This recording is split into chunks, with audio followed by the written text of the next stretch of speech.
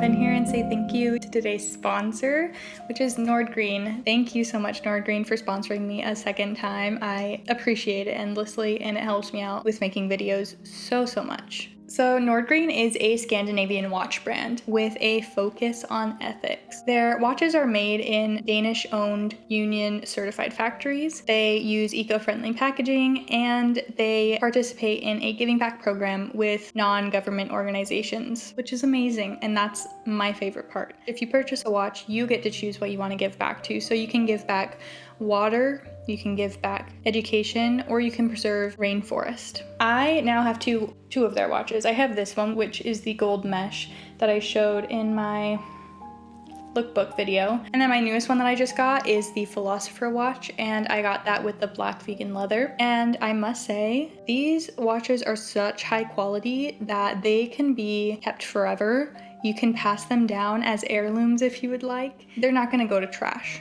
Like, you're not gonna wear this for a year or a few years and have it fall apart. It's such high quality. Their shipping is really fast. The first one that I ordered, within 2 days it was here, and I was shocked. I didn't even know that was possible, so that was amazing.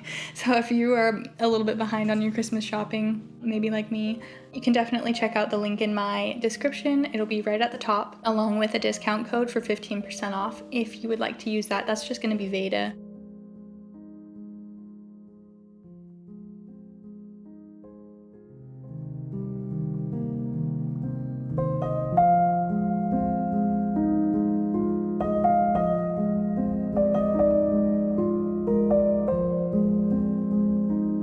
First up, I'm making black salt. I used Himalayan pink salt, incense ashes, activated charcoal, and black pepper.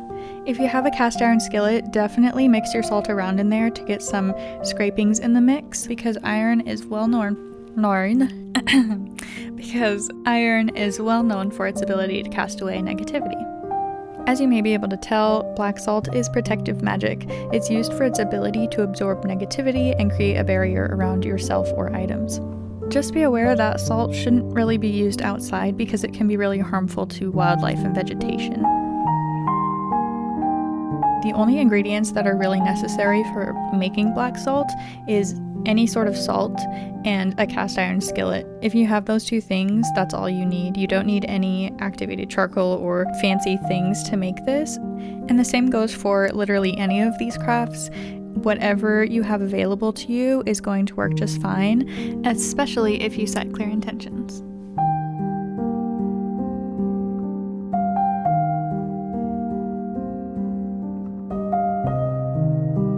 It was actually pretty unnecessary for me to put it in the mortar. I thought that I had bigger pieces that would have needed to be broken down from the incense ashes, but really it would have been just fine if I had put it inside of a container and then stirred it with a spoon, or inside of a cast iron skillet.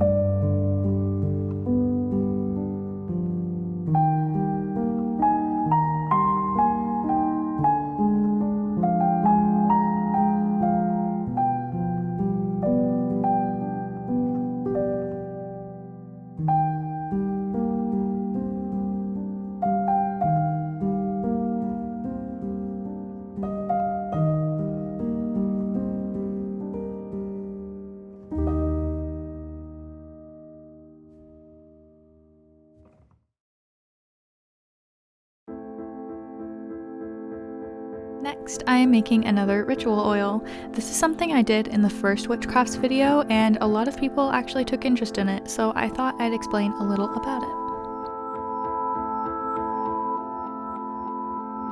This particular one is an abundance oil. I will tell you the ingredients I used, which were avocado, safflower, and coconut oil, rosemary and chamomile essential oils, mint, cloves, and rosemary.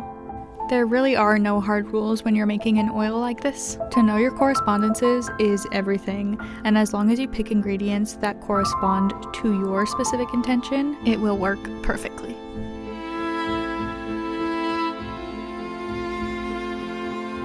So I use my oils to anoint and dress candles.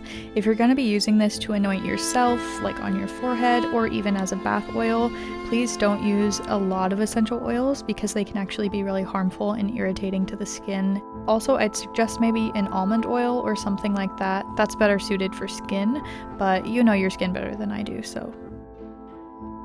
Especially if you're going to be putting this on candles, make sure that your essential oil doesn't have alcohol in it because obviously that's very flammable and dangerous.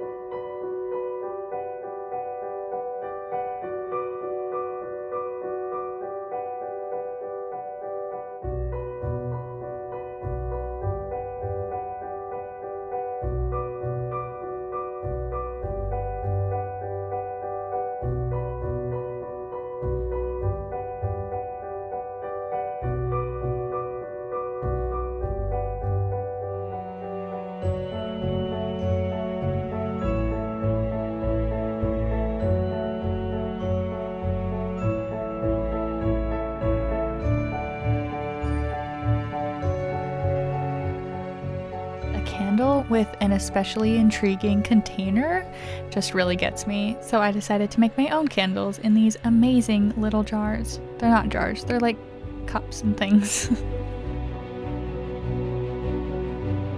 My main objective was to make a winter solstice candle for the holiday coming up, and the chalice was really just calling my name.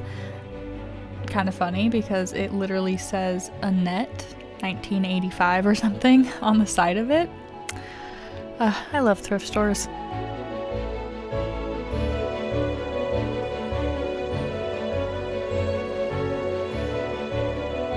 I'm just using old wax that has collected from normal candles that I've burnt.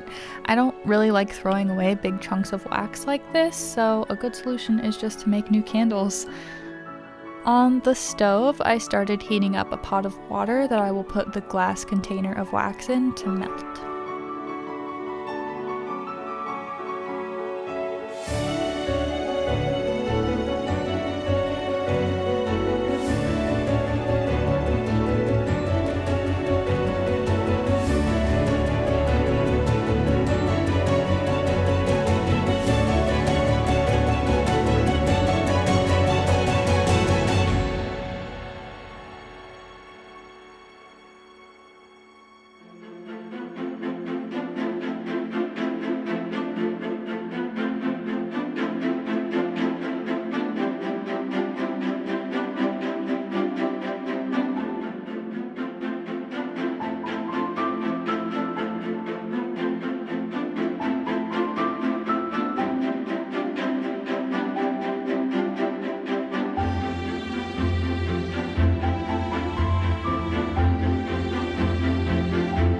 I just used a fork to get the little bit of wick out that was left in there, And then I just checked the temperature of the wax to see if it was at a good point to take off the heat, which then I would add my fragrance oil. And you want to check your flash points of your fragrance oil, because if it's too hot, the scent will just completely evaporate and be gone and your candle will smell like nothing. The main scent that I did use was sweet orange, and then I kind of mixed it in with some woody smells just to kind of give it that winter attitude. I don't know what to call it, that winter mood. Sure, that works.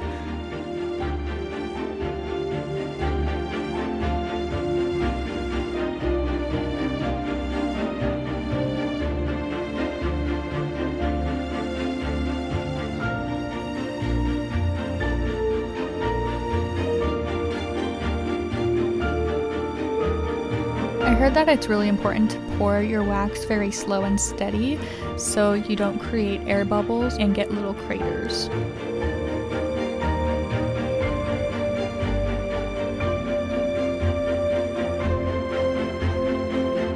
One of my favorite things about the winter solstice is that we are not only celebrating the darkest day of the year, but we're also celebrating the return of the sun. So from that day on, every day is going to start getting brighter. So I thought the calendula flower on the top would help represent the sun and bring me a bit of happiness, even though it's so dark outside.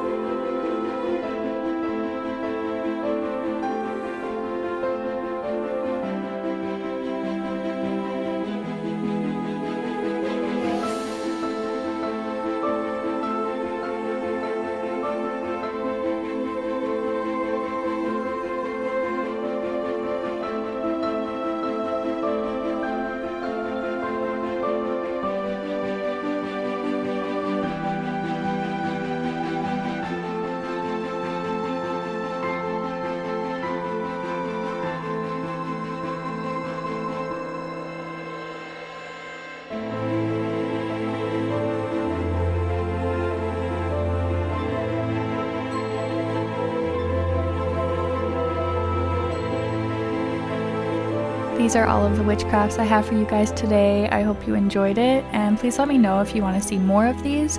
I hope to see you guys very soon with another video. Thank you so much for watching. Bye.